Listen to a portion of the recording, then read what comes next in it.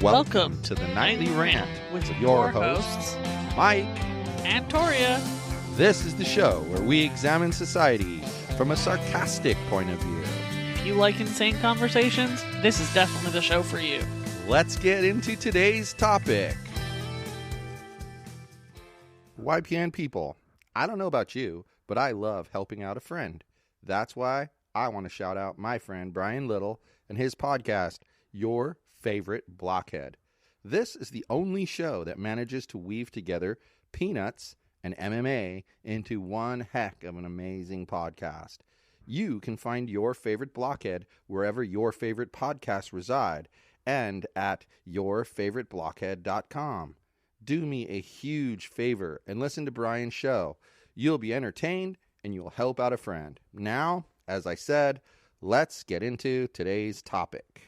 So, we left off in Australia with the dingus over here spraining her ankle. Well, confirmed sprain. We thought it was sprained. It's recently been confirmed that it was sprained, but it could have been broken. We wouldn't have known. X-rays. But here she is, and I felt really bad for her because, like, the place that she booked us to stay was kind of like a, no-tell, motel kind of a place, if you ask me. Like, there was a lot of weird, trancy and strange people coming and going from that place. Like, it was including one us? day this giant, like, tank, like, and I'm talking not like a military tank, but like a circular tank that holds liquid, came cruising in and on a trailer and parked right outside the room. Yeah, that was weird. I mean, it was weird, the stuff that we saw there. But they didn't have like an ice machine or anything like that. So like this one, she can't get ice for her foot. So we have to go buy her these stupid packs that it's the only thing, right? And, thank God, Matt thought about it, but you go there and you pop them open, you put it on there. But the problem is they don't stay cold long enough to really have an effect. Like probably right about the time they're about to change something, they go warm. Well, you're really only supposed to leave ice on for 15 minutes at a time. And they lasted maybe like 14 minutes. Well, regular ice is better. It's is more intense. Yeah, once I got the regular ice later on in our trip, it was much better. Yeah. It changed the thing, but this one's not going to be outdone. She's going to forge ahead and enjoy her trip because it is, after all, the third day there. We did everything we wanted to do, ankle or not, except maybe hiking to that funky waterfall thing, because both you and Ash thought it was going to be too slippery. Yeah, it would have been. So, day after sprained ankle, we went to this neat little place called Old Gibbs Town.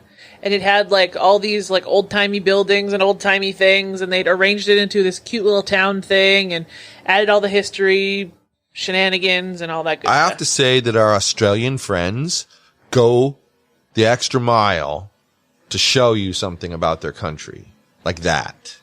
That person that decided, the group of people decided to put that there, they got a general store and stuck it in there. They got a barber shop and stuck it in there. They got a police station with a jail and stuck it in there. And did you notice that the general store, the barber, and some of the other shops in there are actual shops where you can buy shit when it's not COVID regulated? Yeah.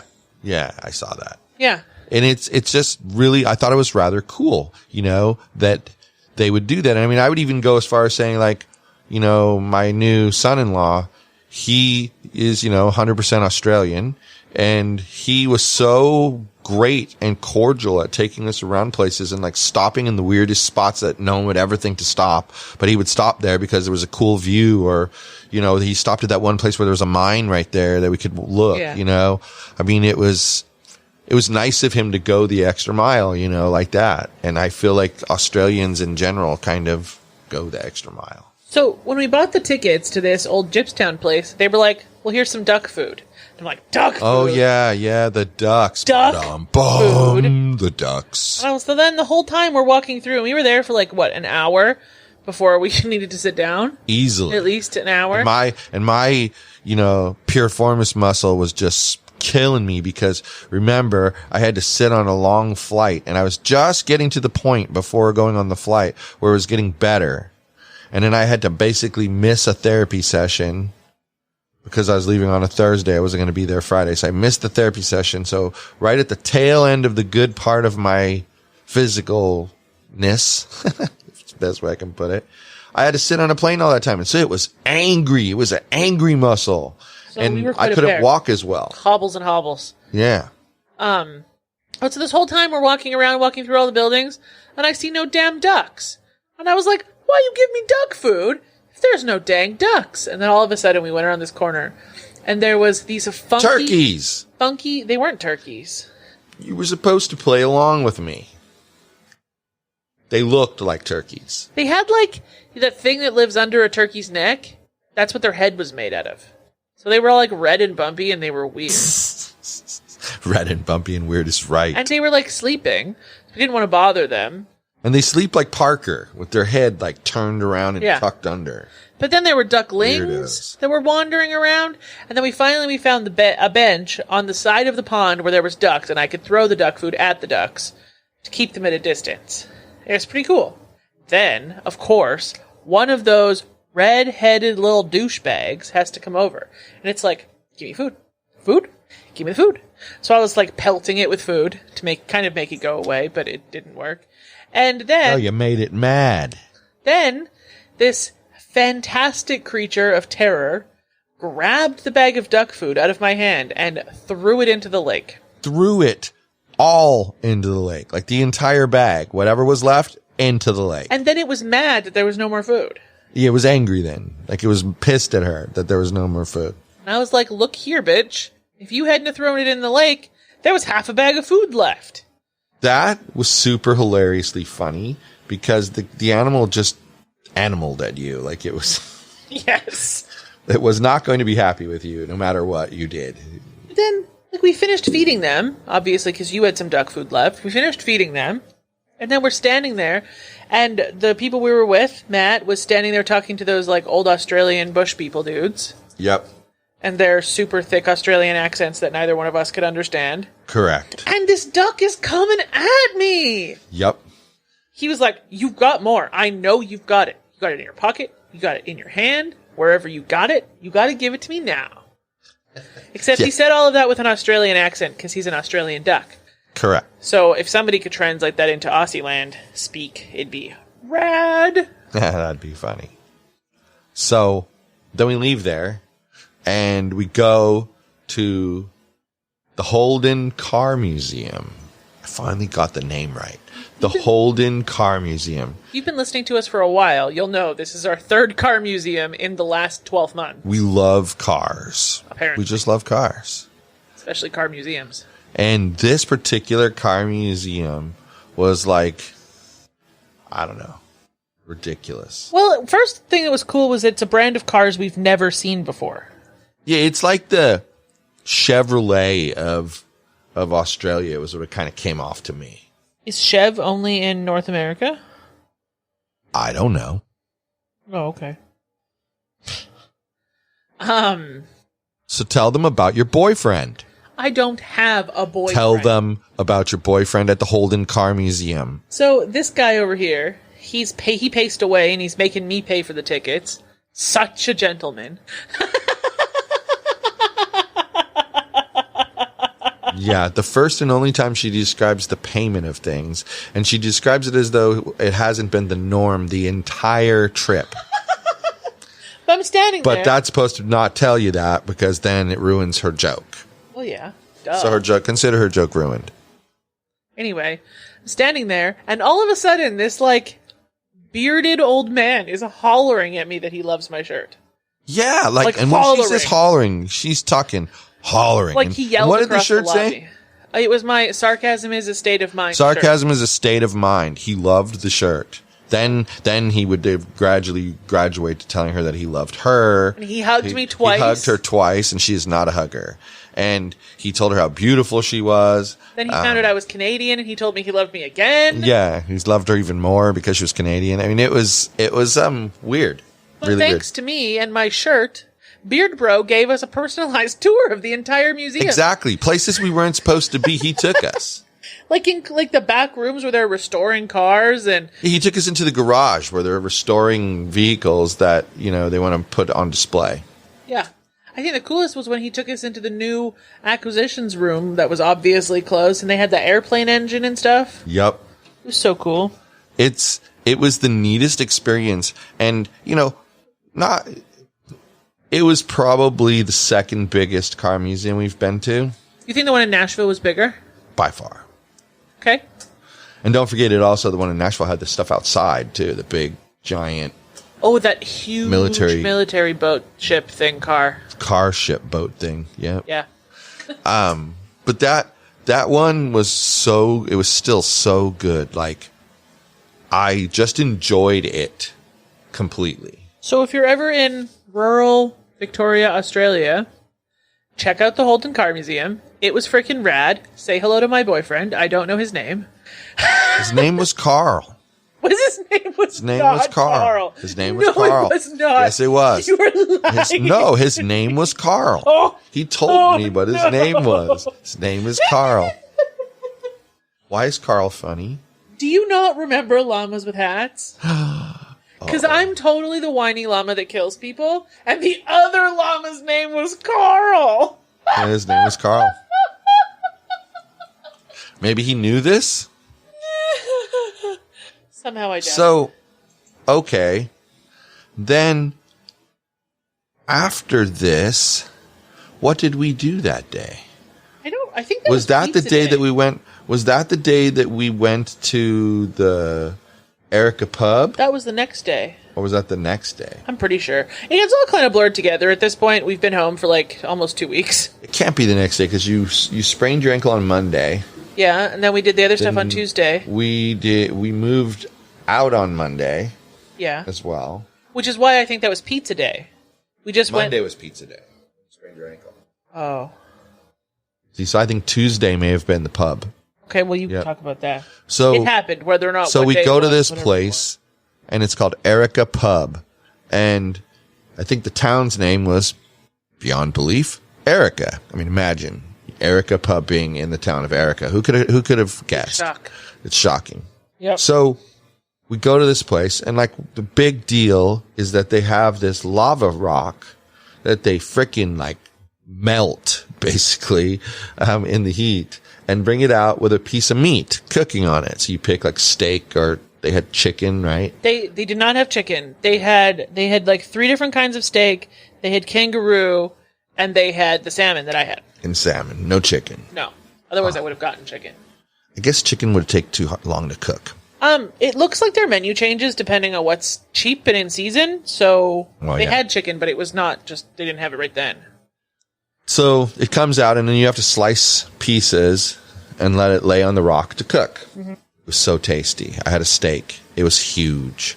It was a huge steak. Oh, they also had lamb because it's Australia. Lamb, that's right. Everything there they've got lamb. But it was so good. It was so tasty. It was so yummy. And that was pretty much that day. I mean, we Yeah. Yeah. And then what was the next thing that we wanted to cover? I don't remember what we did on Wednesday, like even a little bit. I don't even recall 1%. So, like, the next thing I remember is spending the day with Ash on Thursday. Wednesday, if I remember correctly, was the day we worked and then kind of like had lunch with them. Okay. Kind of like brunch / remember at that little place? No. That weird little place off of the park. There's a park there. And literally no idea what you're talking about. You don't remember? Wow. That was where I had the chili. That was just with Ash. Okay, well, but it was that same day. Okay. So I think that was kind of a mellow day, and we probably just stayed at the hotel. Okay. And then Thursday, I spent the entire day with Ash. Someone stole my hair, and then they glued fake nails to my nails. They overcut her hair a little bit. It's a little short. It's a little bit short. It was a little shorter than she wanted, but it's all right. It came out good. She looked real beautiful. I mean, she got her nails done. Now I only have 8 out of 10 nails left. Yeah, this is why she doesn't get her nails done, because she does that to them. She's just that person. She gets in there and does the work. Yeah, apparently putting a slip cover on a couch was too much for them. Yeah, well, that's why women that have their nails done, they sit off to the side and don't do anything. Exactly. So, long and short of it, that was that. What did you do on Thursday? I remember I hung out with Matt, and we went to this store and we got me a footy, an Australian footy. Okay. And a cricket ball. And it's an official cricket ball, like the real deal. And it's an official footy, like the real deal. So it was a lot of fun. And we went out, he and I, and he showed me how to kick the footy through the goals. That's I kicked rad. A few goals. That was fun. And I got to go further back. And I got better and better and better at it. It was fun. Those guys are athletic. The Australian football players. They're super athletic. But he showed me how they bounce the ball. He showed me how they bump past it. Nice. And then I thought it was ironic because it was the next day that something happened, which we'll talk about later. But something happened at the rehearsal time, and the guy did a bump pass with the beer can, and I thought it was funny that I had just learned the day before what the hell that was. Oh, that's funny. So I did not come off looking like an idiot. Friday was a pretty chill day for us, too, though. Yes, because they were that busy. Was the rehearsal dinner day. Yeah, we went and got our rental car, so that was quite an adventure for this guy over here who had to learn how to drive. Yeah, I had to learn how to drive on the wrong side of the road, guys. The wrong side of the road. Yeah. It was weird. It was really weird. Yeah. And you couldn't call it that while you were there, the wrong side of the road. Because it was the right side of the road. And also on my very first night there driving, the right side. The police flipped their lights on behind me and scared the poop out of me. But it was because I was in the right lane for too long. You're supposed to stay in the left lane unless you're passing. Yep. But in my defense, we had this hotel that was in a weird spot. And so because they rely a lot on circle drives, roundabouts. Yeah, this place was like a U-turn away. So you had to go past it and hang a U-turn and then go back. So I would always end up in the right lane because I never knew when that was going to happen, and I wanted to be there in time. You weren't supposed to not be in the right lane until after you were out of city limits. Yeah, well, like you were fine. Was the problem until the next morning when we went to drive. Well, but he flipped his lights on, so I obviously wasn't fine. But we were outside of city limits. That's when we were driving to Phillips Island. No. Yes, it was. He flipped his lights on. No, he flipped his lights on the night before. Okay. It was at nighttime that the lights got flipped on. Yes, it was. 100% at night. 100%. Because that night, while I was wide awake, I watched on the TV the people that go after them on the highway there. Okay. Anyway, you don't have to believe me, but it's true. Okay, whatever you say. So anyway, then on Saturday, we drove out to Phillips Island, which is where the wedding was. And what did we do on the way there? Well, nothing much, really. We met up with some friends. We don't have any friends in Australia. What the hell are you talking about? Sure we do. We go to this place called Mauro, M-A-U-R-O, right? Mauro? M-A-R-U. Oh, Maru. Oh, got it. Okay. Not Mauro. Maru. It's complicating it. It's Maru. And basically it's like an animal sanctuary.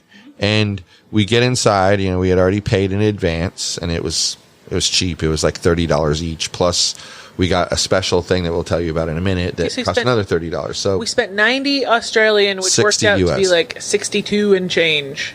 Not bad, even a little. No, not bad at all. And we turn a right turn, and like we have this kangaroo food in our hands that they gave us, and we turn, and kind of sounds familiar to the duck food, only this was a little more interesting. We turn and we go in through these doors, and there is quite literally a herd of not dinosaurs but kangaroos just laying there, standing there, and they all just like at one time they turn and they look at you. They are so weird. They're the strangest looking creatures. Really weird looking. Then we walk up and this one's got like, it looked like sticks sticking out of its stomach. I was like, oh, is it hurt? No, it's Joey went in head first. And its back leg sticks were like sticking out of its pouch. Yeah, that was funny. It was so weird. It looked so weird. It did.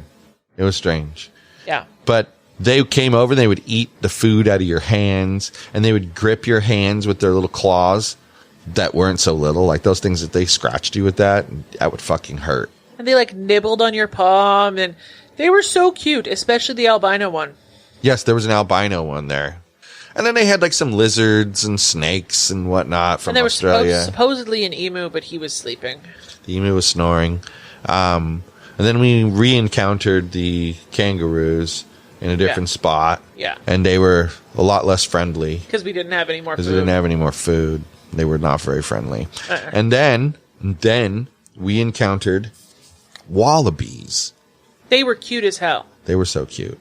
And then there were emus Emus that were right? not friendly. Right. Even a little. They were 0% fenced. friendly. And there were dingoes. They were also fenced. And then we kept walking around, and there was the wombat that we found. Fenced. And more There were the wallabies. Tasmanian devils. Two Yes. of them, a male and a female. Apparently they were mating. 'Cause There the were more female was getting wallabies. Bitten. Right. There were more wallabies. And then we had to hurry up and wait for our special exhibit that started We at 11 had booked an encounter of the third kind with a koala. with a koala bear. The close encounter of the third kind. Yeah. So we had to wait until 11 to get into this koala thing. And first we walked in and they took us around and introduced us to all the koalas and explained how koalas work and explained that koalas are dinguses. And their birth system and how they're endangered now and why they're endangered now. Why they live in trees and why they only eat Exactly. eucalyptus, blah, blah, blah, blah, blah. It was blah. really, and about how, what I found the most interesting was that eucalyptus is toxic, but yet they know just how much they can eat without dying. Yeah. They've developed That's crazy.